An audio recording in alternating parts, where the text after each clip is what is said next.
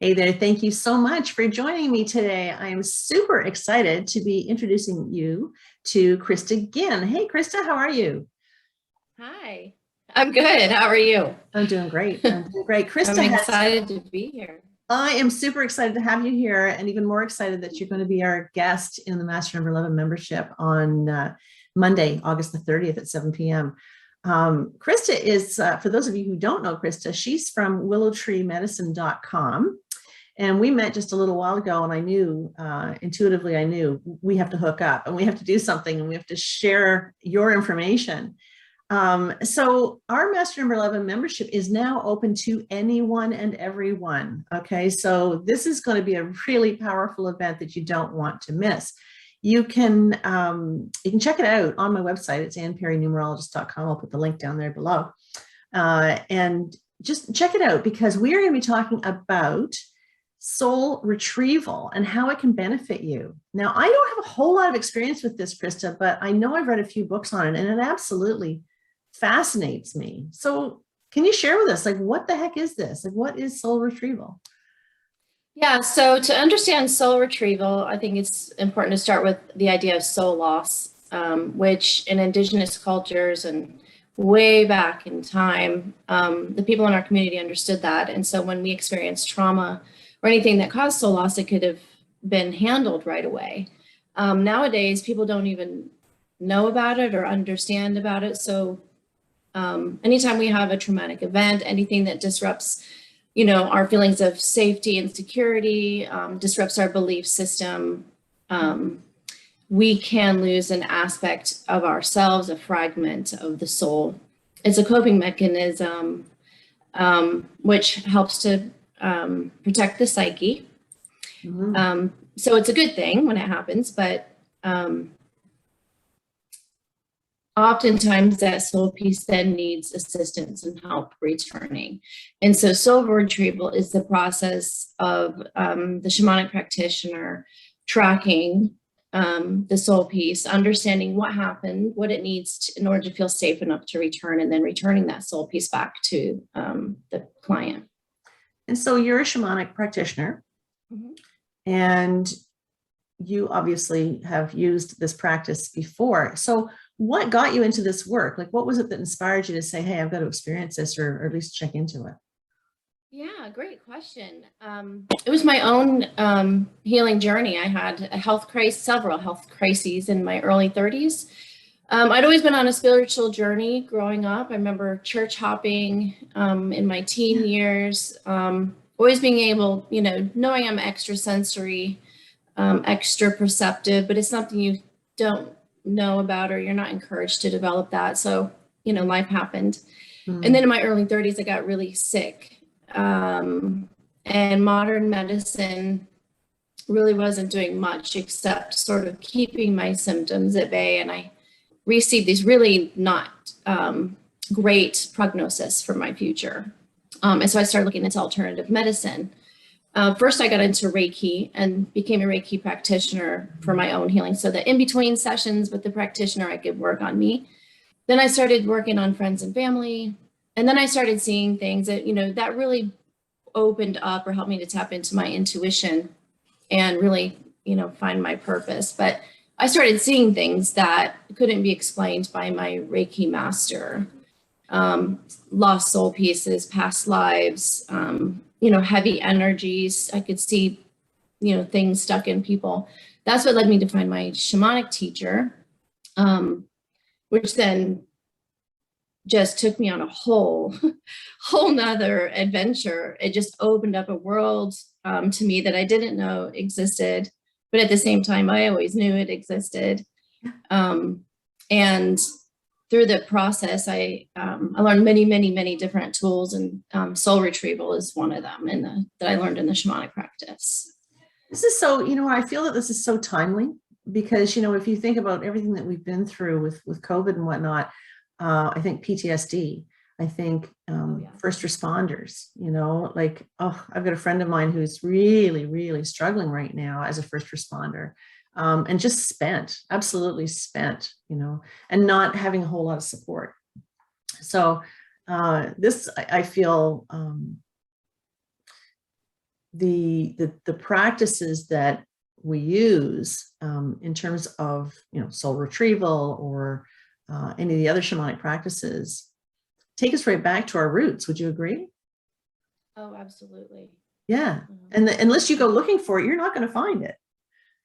This is why I'm excited to bring it forward, right? Yeah. Yeah, absolutely. It's, ancient healing techniques, really. Yeah. And when you take it back to the first responders and whatnot, they are sort of, raised in a very scientific background where things. Yeah, but I've had a lot of clients that were first responders. And even though they start off right with this scientific education and background, a lot of them soon find that there's so much more to it, because then they end up coming to see me and saying, hey, I had this experience, and nothing can explain it, so. Right. Oh, that's amazing. And you can be that support person for them. So what would soul loss, what could that look like? Like if somebody was experiencing soul loss, what could that possibly look like? Yeah, generally speaking, it is just a feeling of something missing, maybe feeling empty. That is, a pretty mild symptom where soul loss can, if left untreated, can turn into, severe physical disabilities and disease if left untreated. Wow. Other light symptoms, you can have mild anxiety to debilitating anxiety, and depression, behaviors that, oftentimes you feel like there's something missing, or you feel like there's a hole, or you feel broken. And so you often try to fill that with external things, unhealthy behaviors, whether it's, addictions to drugs or alcohol or food or the internet, things like that. Mm-hmm.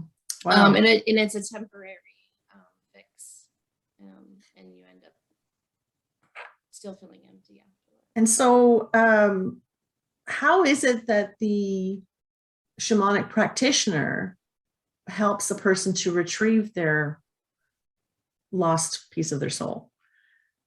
Yeah, so what we do is we travel into what is called non-ordinary reality, or into the spirit realm.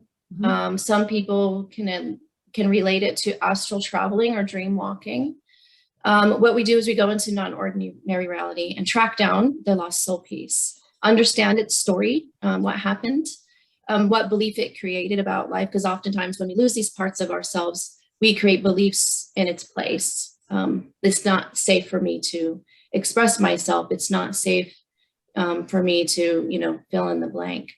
And so we get to understand the belief so that the client can reassess that, whether they're ready to let go of that belief, and see what that soul piece needs, not just for itself. Sometimes it's just an understanding of what happened, but they might need something from the client as well.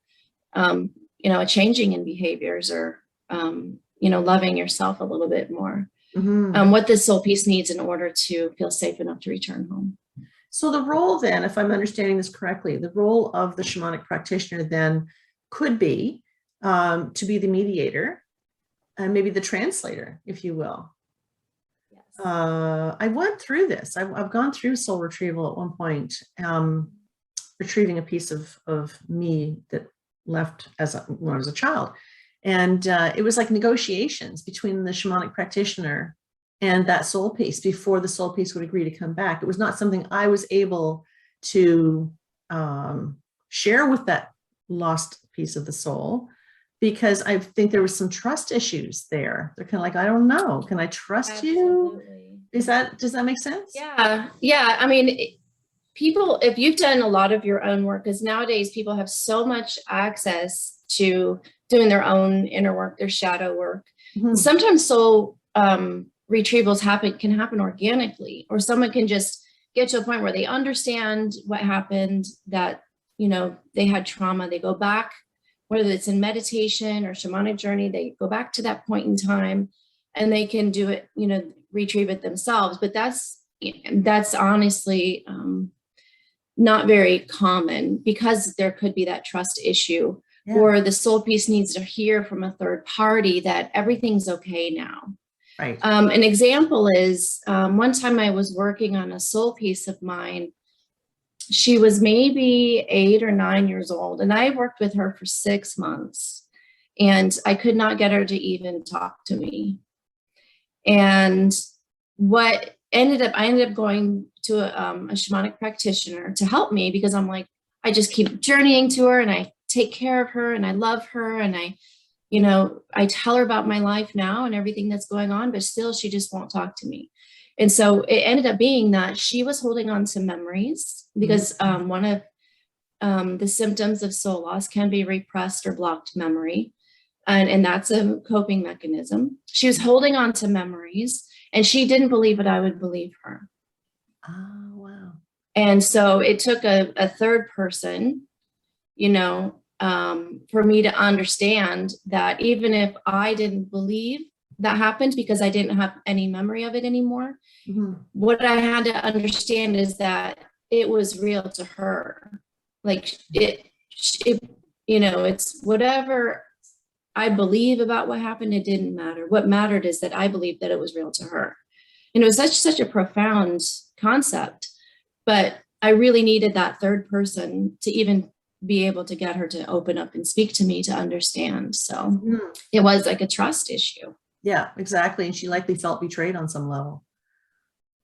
Well, I don't know about betrayed. I think it was just a matter of, just not wanting to accept. Right.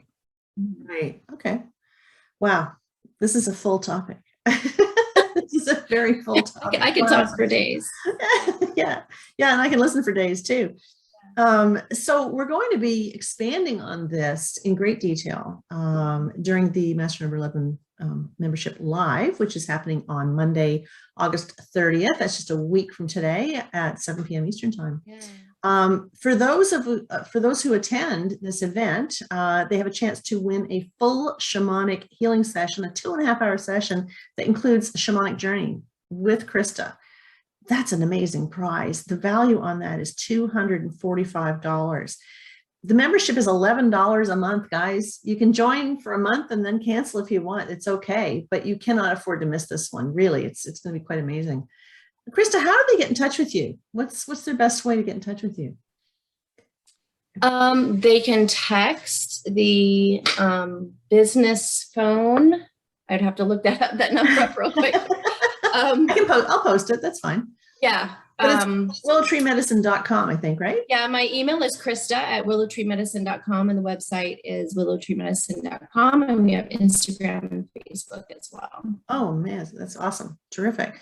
Okay, so I am super looking forward to this. I hope that everybody will go over to AnnPerryNumerologist.com, check out the membership, give it a shot. It's open to everyone. You do not have to be a Master Number 11 to attend these events. There are a ton of supportive videos already in the membership that you'll be able to access, all kinds of PDF documents to go with them. There's MP3s for each one as well. So if you prefer to listen rather than watch, you can do that too. So, and it's a live Q&A, which I'm super excited about. Yeah. So they'll have access directly with you and with myself. And it's just great. This is a thriving community. If you're wondering where your tribe is, this is where they hang out. So you might want to check it out. But thanks, Krista. I really appreciate you being here. Thank you. And so grateful that you've agreed to do this. We'll look forward to seeing you on Monday, August the 30th at 7 p.m. Eastern. Thanks, guys. Take care. Inviting me. Bye for now.